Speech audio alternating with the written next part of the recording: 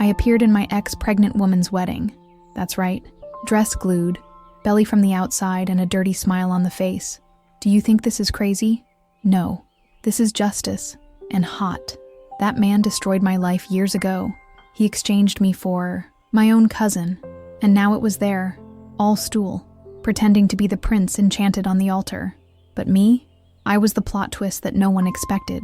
And I came to taste every second of the fall. I looked into his eyes as he trembled, not understanding how I had the courage to appear like that. But courage never lacked me, much less desire to take revenge. Romeo was the man who broke my heart as dirty as possible. He cheated on me with my own cousin, inside my own home. He thought I was going to fall and cry. Yes, I fell, but I got up more horny for revenge than he never imagined. Now with a belly that shouted scandal. I entered that hall with the posture of who will ruin lives. Silence came as a welcome orgasm. Intense. Paralyzing. That belly was noisier than any scream. And the best? I didn't have to say a word. Yet, for a long time I thought I lived a fairy tale. Romeo was the kind of man who made promises looking in his eyes. He called me a goddess as she slid her hands down my thighs and said she would never cheat on me. I believed. Like an idiot. It was 10 years. 10 years of dinners and candle, travel, good sex and empty promises. He knew exactly what to say, what to do. It made me believe we were invincible. And perhaps that's why the fall has hurt so much. Waking up next to him was like living a dream, until he realized it was a nightmare. And when you love, you ignore signs. It ignores the different perfume, the weird times, the messages erased, until it doesn't. Deep down, I think I always knew. But he would rather remain the perfect wife, who smiled at the dinners, the one who moaned in the sheets and shut up the pain. Until one day, the pain shouted so loudly that I couldn't pretend anymore. And there, I knew. My marriage was a scam, and I was sleeping with the enemy, every day, with a taste of kiss and like poison. It was on any Tuesday. I arrived early at home, tired of work, wanting to have a hot shower and perhaps a little affection. I just didn't expect to find moans, and it wasn't mine. I went to the sound. Each step was like a knife entering me, and when I opened the bedroom door, he was there, naked, sweaty, mounted on my cousin, Isabel, the same one who said he loving me as a sister, the same one that cried in my wedding. The bitch. They froze. And me? I smiled. A cold smile, the type that announces the storm. I didn't scandal. I didn't shouted. I just looked, absorbed that dirty scene and kept inside me. Because at that moment, I already knew. My revenge would be done in silence, but it would be unforgettable. Romeo tried to say something, but my hand raised silenced him. Don't worry, I said. Continue. I only came to look for the rest of my dignity that I left here. I left that room with my legs shaking, but my head raised. The woman who entered that house died there, and the one that left was another, much more dangerous, much more sexy, and thirsty for emotional blood. The pain of that betrayal burned. It wasn't just the shock, it was the humiliation, the breaking of confidence, the bitter taste of being made of sucker by two of the beings I trusted most in my life. But even between tears and anger, I knew I needed to decide, and fast. Stay and pretend it was okay? I could. Many do that, but I am not many. I am me, and I wouldn't leave my body. My name, my soul, divided between two traitors. That night, I put everything that belonged to me in bags. Clothes, books, memories, the alliance. I threw it inside the vase and discharged. Simple, straightforward, with taste. Each step out of that house was a liberation. I felt naked, raw, but alive and free. It was difficult. I won't lie. He cried. In the bath, in the car, even in the supermarket. But every tear was part of healing. And the healing came with fury. Because I found that, as much as he betrayed me, the worst betrayal would have been me to betray me. And I promised myself, the next time Romeo saw me, he wouldn't recognize the woman who once loved. Time has passed. I rebuilt my life, piece by piece. I changed a city, haircut, perfume, and posture. I stopped being the good wife and became a sharp woman, the type that bites with class and enjoys power. I learned to walk with heel and head held high, even when the world tried to knock me down. And it was in this new chapter that Romeo decided to return. He appeared out of nowhere, as if nothing had happened, saying he was sorry, that Isabel was not what he thought, that I was the true love of his life. Of course, now that the other has lost its shine, he remembers the jewel that lets out. He found me beautiful, safer, more provocative, and I confess, my body still remembered his touch, but my heart, it was no longer his. Even so, I accepted dinner with him. 1, 2, 3 times. Not because I wanted to go back, but because this time I was going to play, and play beautiful. Romeo thought I was regaining me. Underdog. Little did I know that every smile of mine hid a plan, that every kiss of mine was a step on my rematch tray. He thought he was in control, but I had already turned the game. That's when the turn started. I became what he deserved. The other, the lover, the forbidden woman. And I'll tell you, I never felt so in control. Each meeting was a weapon. I made him beg, sigh, sweat as if he was committing the greatest sin of his life. And it was. Romeo still lived with Isabel, but found me in cheap motels, in the dark cars, in the hidden corners of the city. He said it was love, that one day he was going to leave everything. But I already knew this song, and I was dancing as my beat. Seeing me in the mirror after each meeting was like seeing a version of me that always existed, but it was hidden. I was no longer the betrayal. I was the poison. I was the addiction. I was what he said hate, but wanted on his knees. He told me he missed me. He dreamed of me. And me? I smiled, because the more he lost himself in me, the closer I was going on the final blow. I was the other, yes, but not by submission, by strategy. I was his most delicious mistake. And he was just a piece in my revenge game. Sleep with Romeo after all he did. For many people it seems stupid. For me it was strategy. Each fuck was a chapter of my revenge being written with sweat and moans. I controlled the rhythm, the position, the time. He was thirsty, thinking he was the dominator. Little did he know that every orgasm I pretended was another brick in the castle I was building over his head. And when he said, "I love you," I bit my lip, just so as not to laugh. It was a delight to see him so delivered, so blind, so manipulable. There was a particular night. We were in a roadside motel. Romeo, all melted, said he dreamed of having a child with me, who wanted to start from scratch, that I was the woman of his life. And there, in the dark, naked and sweaty, I realized that the game was on my lap, literally. "Who knows love?" I said, as I wiggled over him. Maybe this dream come true. I saw the stupid glow in his eyes. But what he didn't know is that I already had a plan, and maybe, only perhaps, that desire to get pregnant. It wasn't so far from reality. Life has a sadistic sense of humor. Just when I thought Romeo was increasingly mine, the bomb came. He was getting married. With her. With the bitch. With Isabel. I received the invitation by mail, as if it were an intimate friend, a golden envelope, full of flowers and false phrases about eternal love.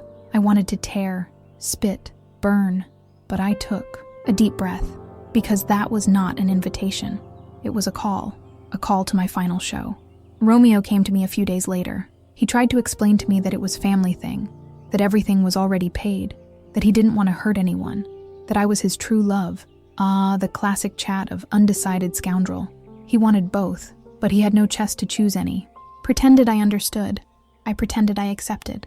I even pretended to forgive.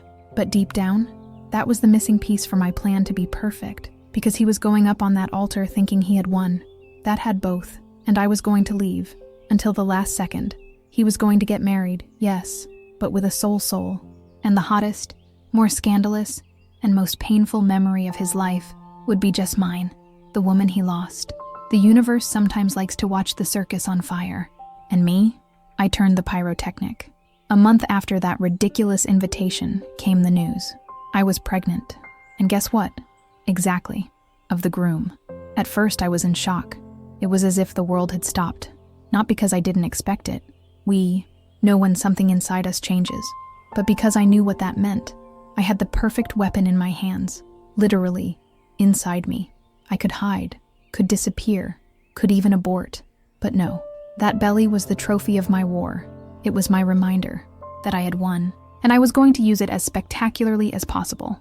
I started to take care of myself like a goddess. Food, massages, clothes that valued each new curve.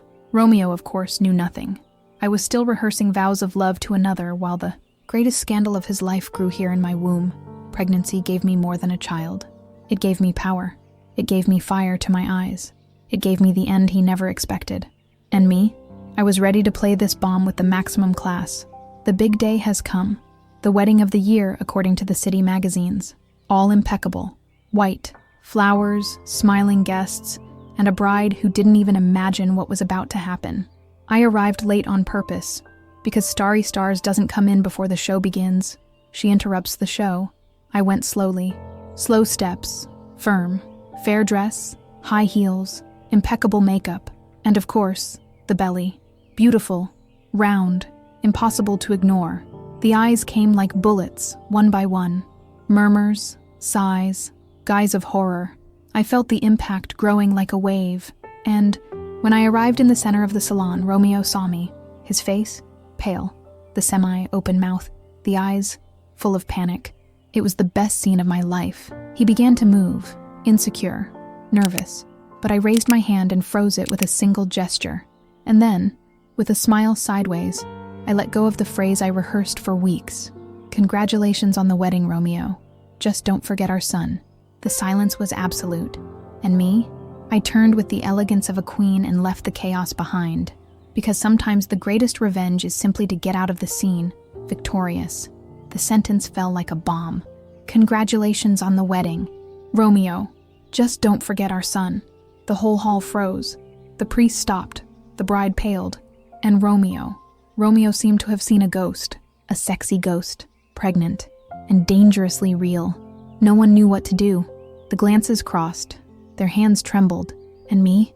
I watched everything with the serenity of those who finally handed over the message. The bride, Isabel, tried to understand what was happening. But the truth had already crossed all the bodies there like a dagger. Romeo had a son on his way, and it wasn't hers. He tried to approach, stutter something. I just lifted my chin and backed away a step. I wouldn't let him touch me.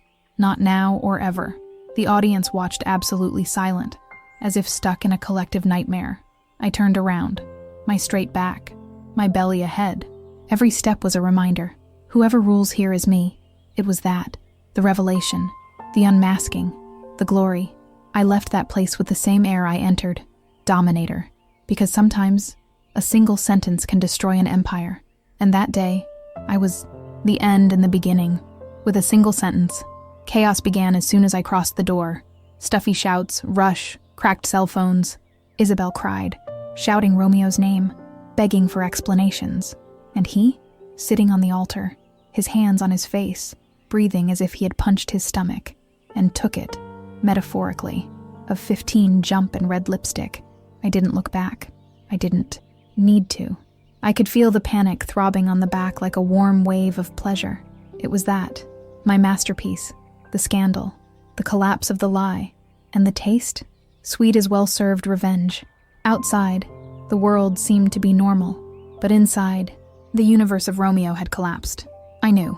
I saw this in the empty eyes of the hasty people, in the desperate whispers, in the expressions of pure shock, and while everyone ran in circles trying to understand what had just happened, I only thought of one thing: peace, the peace of saying everything, to have thrown the truth as a well-given slap, and to have left the shame in front of everyone. The pain passed, love too, and in their place was just one certainty: Romeo would never forget that ceremony. Neither do I. After the scandal came the silence, a silence that cut more than any scream. I disappeared. I changed the number, deleted social networks, moved from town. I turned a ghost, with a belly, a living secret. Romeo tried to find me. He called friends, sent emails, even hit my mother's house. But I no longer existed where he was looking for, because now I lived where he could no longer play, and that destroyed him. Isabel, I heard, freaked out. He canceled the marriage, disappeared for a while. But honestly, it was no longer my problem. I had won. And when you win, you don't come back to seek applause. You close the curtain with dignity. There were days when I cried. Yes, the belly grew, and with her loneliness. But there was also a new force on me, a wild instinct to protect what was my world now. The new city hugged me with the anonymity I needed. I began to walk with my head up, without fear of glances, without shame of my story. I had done what needed to be done. And now, all I wanted was silence. The silence of those who have said everything and won. The day my son was born was the real start. No shouts, scandals, or revenge. Just his cry.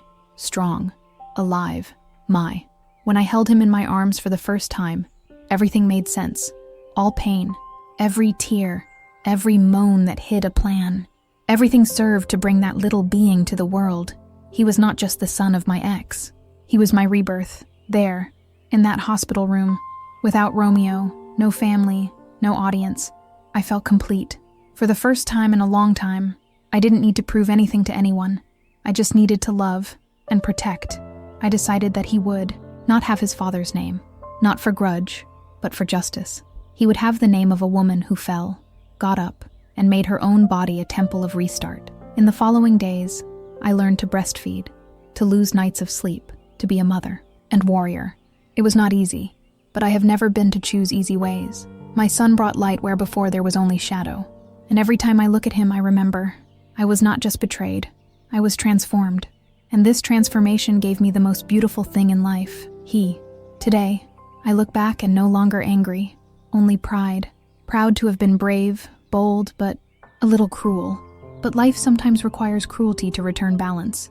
And Romeo? He was just the lesson. My revenge was sweet, calculated. But what she really gave me was no pleasure to see someone suffer. It was peace. The peace of ending a cycle with my own rules. Having shown that betrayed woman is not a destroyed woman. She is a woman who resurfaces, who shines, who dominates. Romeo never came to me again. Isabel disappeared from the map. And me? I follow here. Strong, full, and with a child who reminds me every day of how much I can start over, without lowering your head, without apologizing for being intense. This story is not just about betrayal or revenge. It is about power, about not accepting crumbs, about turning pain into rebirth. If you liked this story and want to hear more reports from women who got fire and reborn as a phoenix, already leaves the like, subscribes to the channel and activates the bell. Because here, my dear, we don't cry. We take revenge with class.